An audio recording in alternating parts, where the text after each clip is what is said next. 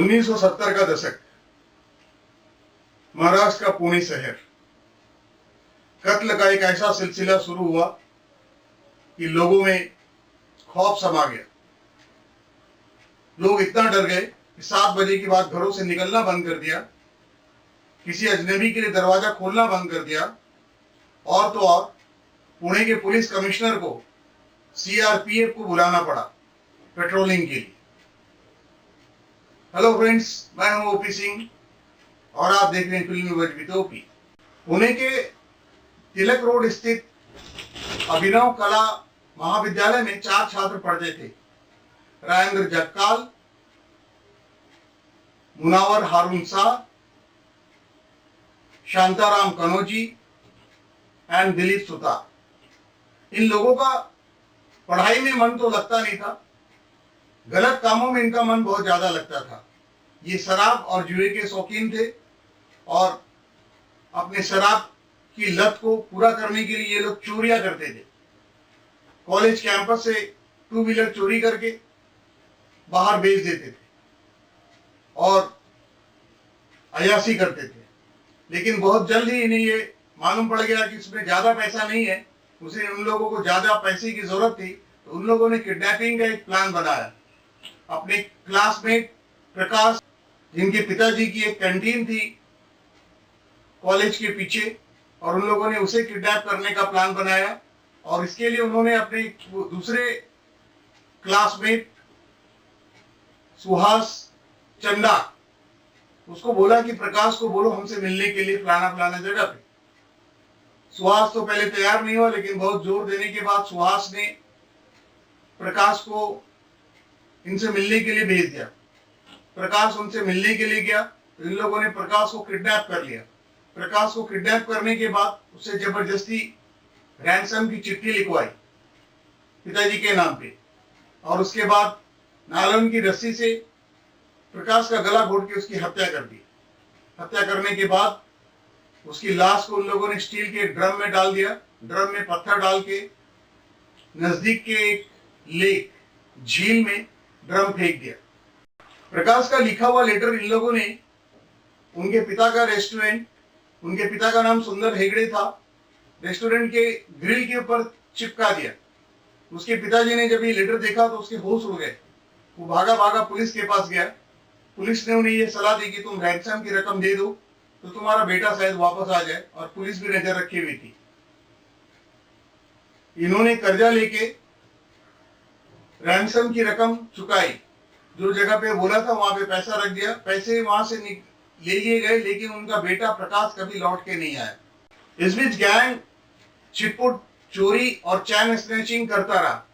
जब पुलिस के पास बहुत ज्यादा शिकायतें आने लगी तो पुलिस ने पेट्रोलिंग बढ़ा दी, और तब ये गैंग पुणे से भाग के कोल्हापुर चला गया। कोल्हापुर की दूरी 4 घंटे की है पुणे से। ये कोल्हापुर चले गए और कोल्हापुर में एक बिजनेसमैन के घर पे डकैती डालने का प्रोग्राम बनाया, लेकिन वहां वॉचमैन ने इन लोगों को देख लिया और ये लोगों को वहां से भागना पड़ा। फिर ये लोग भाग के वापस पुणे आ गए। 31 अक्टूबर 1976 को इन लोगों ने पुणे के मध्य में स्थित अच्युत जोशी, उनके घर को निशाना बनाया। चाकू की नोक पर ये लोग उनके घर के अंदर घुस गए और उन लोगों को कैद कर लिया। उनके हाथ पैर बांध दिए। अच्युत जोशी और उनकी बीवी दोनों के हाथ पैर बांधने के बाद नायलॉन की रस्सी से उनका गला घोट दिया गया और घर के सारे जेवरात लूटने लगे। इसी बीच अच्युत जोशी का टीनेजर बेटा बाहर से घर आया। इन लोगों ने उसे भी दबोच लिया, उसके भी हाथ पैर बांधे गए और उस बच्चे से ये पूछा कि कहाँ पे जेवरात और पैसे रखे हैं। ये सब पूछताछ करने के बाद उस बच्चे की भी हत्या इन लोगों ने बड़ी निर्ममता से नायलॉन की रस्सी से कर दी।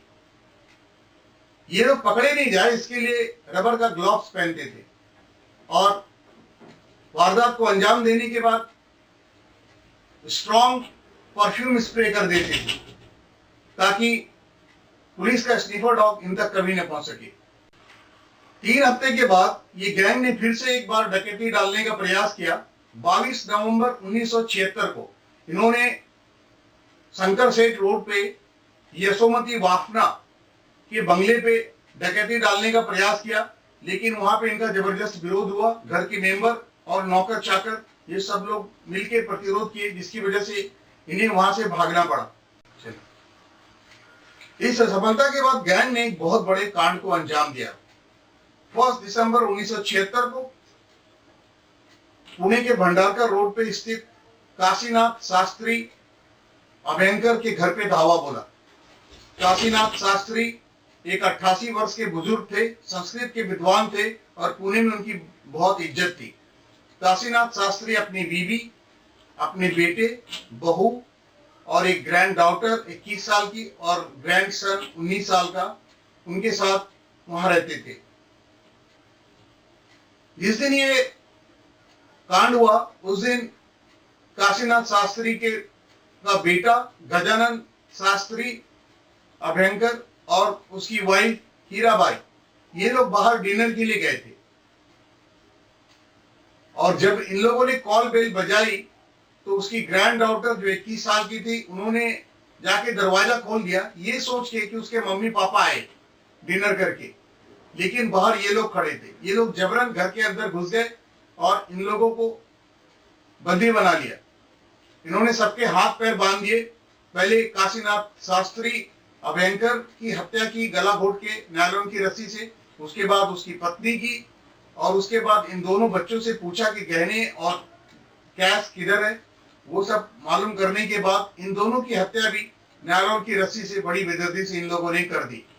और जाने से पहले हमेशा की तरह स्ट्रॉन्ग परफ्यूम स्प्रे कर दिया और वहां से निकल लिए। 1 घंटे के बाद जब गजानन शास्त्री अभयंकर डिनर करके अपनी पत्नी के साथ वापस आए और घर का मंजर देखा तो उसके होश उड़ गए। वो चीखने चिल्लाने लगा, पड़ोसी जमा हो गए और पुलिस को फोन किया गया। पुलिस के हाथ कोई खास सुराग नहीं लगा क्योंकि इन लोगों ने कोई सुराग छोड़ा ही नहीं था। इस भयंकर कांड की खबर जंगल की आग की तरह पूरे पुणे शहर में फैल गई। लोग पैनिक हो गए। लोगों ने 7 बजे के बाद घर से बाहर निकलना बंद कर दिया। थिएटर के इवनिंग और नाइट शो खाली जाने लगे। नौबत यहां तक आ गई कि पुलिस कमिश्नर पुणे को सीआरपीएफ को बुलाना पड़ा पेट्रोलिंग के लिए, लेकिन अभी तक कत्ल का कोई सुराग नहीं मिला। 20 मार्च 1977 को इस गैंग ने एक और अटैक किया। इस बार इन्होंने अनिल गोखले नाम के एक व्यक्ति को कार में लिफ्ट दी और कार में लिफ्ट देने के बहाने उसे किडनैप कर लिया, उसे लूट लिया और उसकी भी नायलॉन की रस्सी से हत्या कर दी। हत्या करने के बाद उसके बॉडी को लोहे की एक सीढ़ी में बांध के पास के एक नदी में फेंक दिया। सवेरे गांव वालों को वो लाश मिली। गांव वालों ने पुलिस को इन्फॉर्म किया।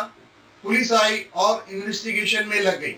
इस बार इन्वेस्टिगेशन का जिम्मा पुणे शहर के एसीपी मधुसूदन होलियलकर के हाथ में था। उन्होंने उन सभी लोगों को राउंड अप किया जो लोग आखिरी बार अनिल गोखले से मिले थे। इसी क्रम में इन चारों को भी बुलाया गया। इन चारों से पूछताछ हुई।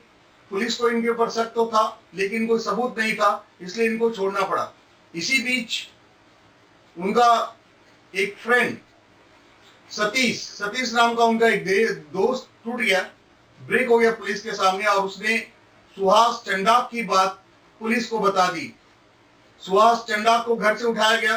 सुहास चंडाक से पूछताछ के बाद सुहास चंडाक ने पुलिस को बताया कि उसने सिर्फ प्रकाश को इनसे मिलने के लिए भेजा था, वो भी इनके दबाव में आकर के, और वो सरकारी अप्रूवर बन गया और उसने पूरी बात पुलिस को बता दी। उसके बाद पुलिस के पास काफी सबूत आ गए इन्हें हिरासत में लेने के लिए और इन चारों को अरेस्ट कर लिया गया। अरेस्ट करने के बाद इनको इंट्रोगेट किया गया। इंट्रोगेशन में इन लोगों ने अपना गुनाह कबूल कर लिया। लोगों ने पुलिस को यह भी बताया कि प्रकाश की बॉडी को उन्होंने किस तालाब में फेंका था।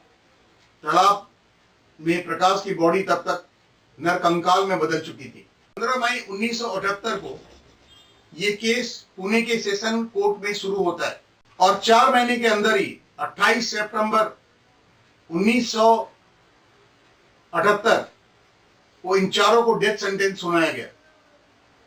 27 नवंबर 1978 को राजेंद्र जक्काल, दिलीप सुतार, शांताराम कनौजी, मुनावर हारून शाह इन चारों को फांसी दे दी गई।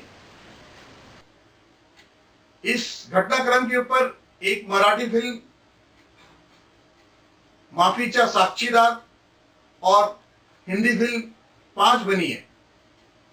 दोस्तों, इस केस से हमें ये सबक मिलता है कि हमें बिना देखे कभी भी दरवाजा नहीं खोलना चाहिए। अगर हो सके तो हमें डबल डोर यानी कि सिक्योरिटी डोर लगा लेना चाहिए घरों पे। अगर आपके सिक्योरिटी डोर रहेंगे तो आप अंदर का दरवाजा खोलेंगे, बाहर का दरवाजा फिर भी बंद रहेगा और आप देख पाएंगे कि आपके दरवाजे पे कौन खड़ा है, दोस्त या दुश्मन। सिक्योरिटी डोर बहुत जरूरी है आज के जमाने में, और अजनबी लोगों के लिए तो दरवाजा खोलना ही नहीं चाहिए। ये हमें अपने बच्चों को बताना चाहिए। अगर काशीनाथ शास्त्री अभयंकर के घर पे सिक्योरिटी डोर होता और उसकी ग्रैंड जो डॉटर थी वो जाके दरवाजा खोलती है, तो भी वो पहला दरवाजा खोलती, दूसरा दरवाजा नहीं खोलती। और सिक्योरिटी डोर में अगर लकड़ी का भी दरवाजा है तो उसमें जंगले रहते हैं स्टील के रॉड के साथ में, ताकि आप देख सके बाहर कौन है। तो शायद उन सब लोगों की जान बच जाती और ये हत्याकांड नहीं होता।